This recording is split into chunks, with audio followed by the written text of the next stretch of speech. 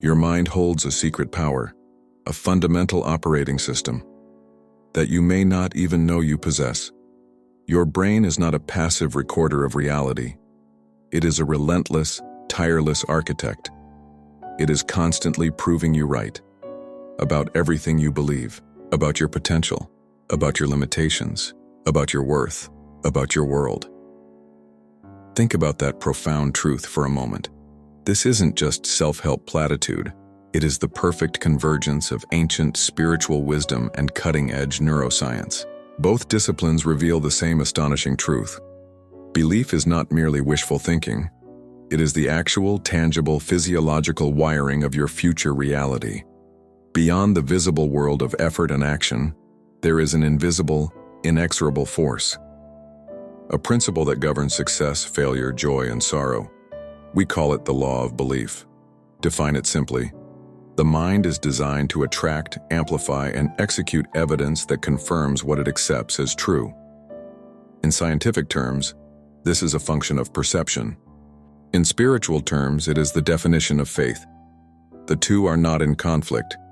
They are two lenses focusing on the same ultimate power. But look around, see the tragedy of wasted potential. So many pray for prosperity. They declare great things. They visualize success. Yet in the quiet, unguarded corners of their heart, a deeper, more dominant expectation often lives. An anxious whisper. A conviction that says, I will likely fail. I am not worthy.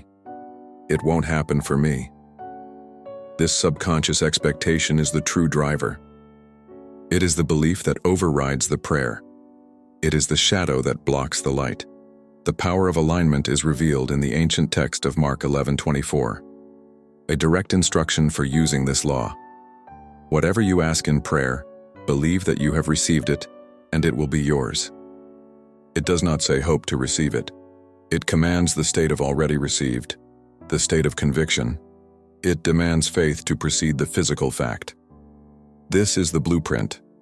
How is this spiritual law encoded into your physical being?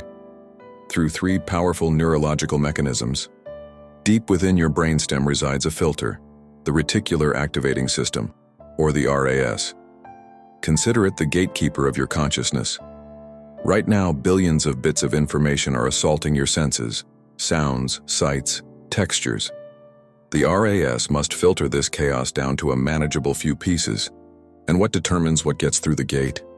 Your current dominant beliefs and interests. If you believe there are opportunities for you, your RAS will immediately begin to highlight the resources, the conversations, the connections that confirm that belief.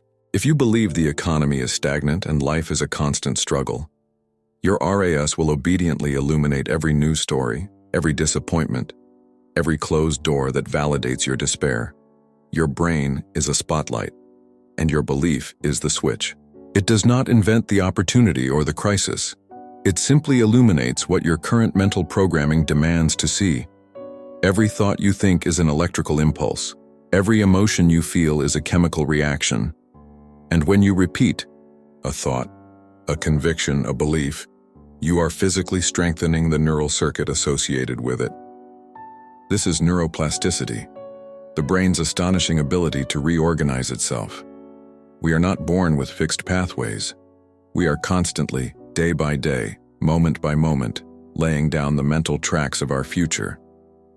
A thought of fear is a tiny stream.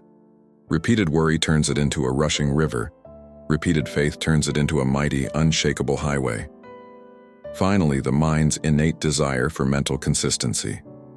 The confirmation bias. Your brain hates ambiguity. It seeks proof for what it already assumes to be true. It will twist facts. It will ignore contradictory evidence, all to maintain the comfortable, albeit sometimes painful, integrity of its current programming. Fear and faith are two sides of the same coin of expectation. They utilize the same powerful circuits of visualization and conviction. The only difference is the focus of the expectation. What are you compelling your mind to prove true? The shadow of lack, or the substance of abundance? This convergence of mind and spirit is not accidental. It is divine design, the ultimate affirmation of the law of belief. The wisest of ancient texts understood this mechanism perfectly. Proverbs 23:7. As a man thinketh in his heart, so is he. Note the phrase, in his heart. This isn't fleeting thought. This is the deep, settled, emotional conviction that operates at the subconscious level.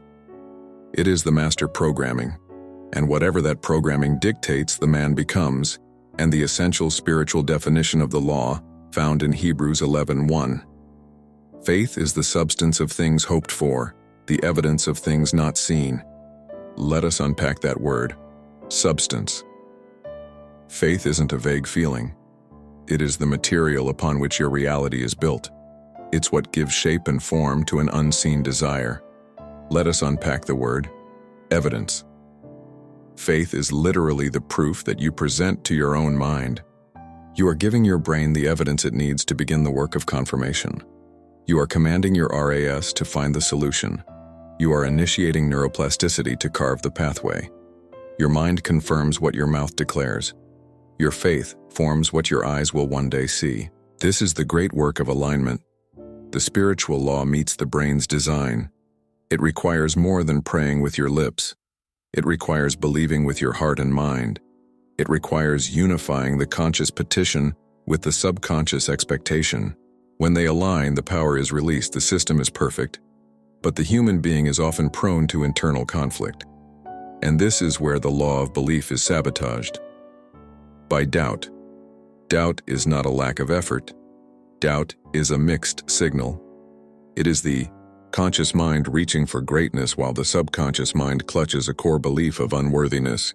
It's a radio broadcasting on two frequencies at once, one channel of hope, one channel of anxiety. The resulting signal is static, and the transmission never fully reaches its destination. This internal war manifests as fear-based imagination. Your brain, in its efficiency, operates on whatever input you give it. If you spend your time rehearsing worst-case scenarios, visualizing loss, anticipating betrayal, fixating on failure, your mind will obediently treat this fear as a goal.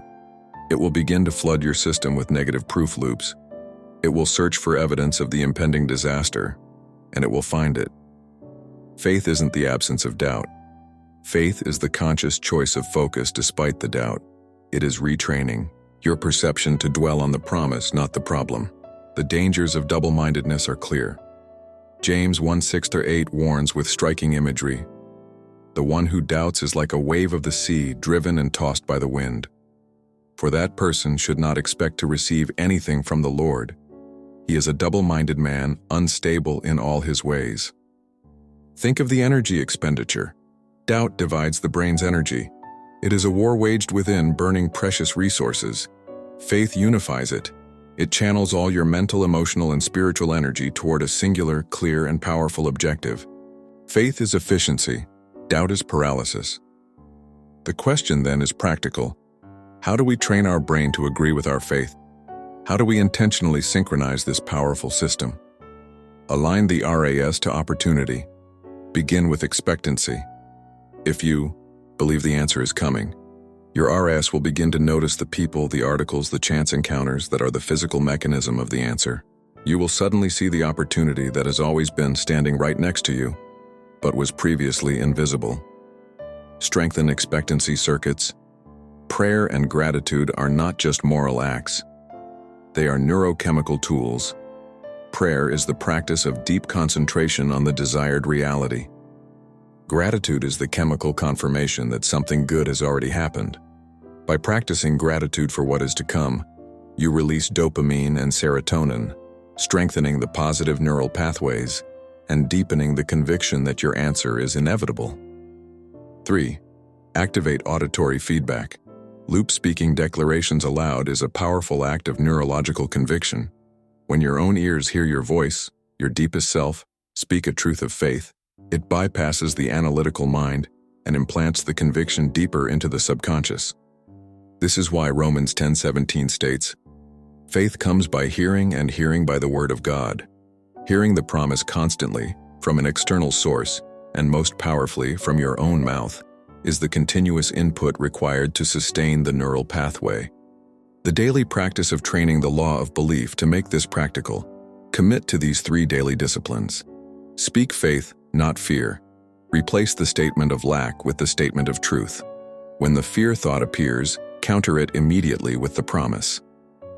Visualize answered prayer with emotional clarity. Close your eyes and do not just see the outcome. Feel it. The relief, the joy, the certainty. Emotional intensity is the fuel for neuroplasticity. Meditate on promises, not problems. Dedicate time each day to feed your mind the promises of truth. Not to analyze the problems, but to internalize the solutions that are already guaranteed. We have come full circle. Your brain confirms what your faith declares. Belief is not a luxury. It is not an option. It is the fundamental law of operation for your mind. It is divine design. The ultimate collaboration between the spirit that hopes and the mind that executes. You were built to manifest your conviction.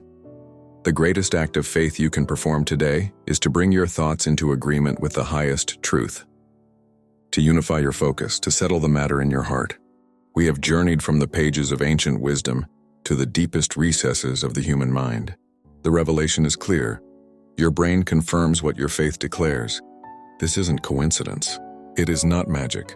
It is the perfect, beautiful, and predictable law of belief. You are not a victim of circumstance. You are not a passive recipient of whatever life hands you.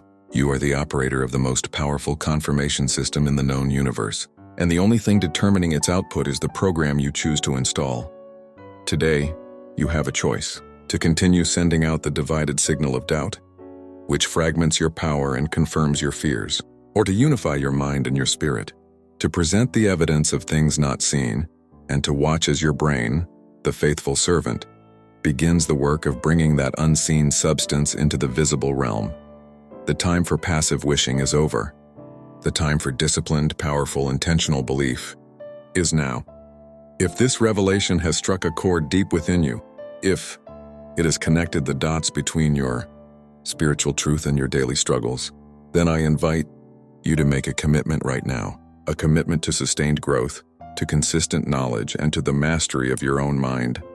We are building a community dedicated to walking in alignment with this law. We offer the deeper dives, the practical exercises, and the consistent guidance you need to keep this positive proof loop turning. I urge you, do not let this moment of clarity fade. Take the next step toward becoming the master architect of your own experience. Right now, before you click away, subscribe to this channel. Hit the notification bell so you don't miss the next crucial lesson in the law of belief. When you subscribe, you are not just connecting to a channel. You are intentionally connecting to a frequency of clarity, conviction, and constant growth. Join us. Subscribe now and let's work together to make your faith the only operating program in your life.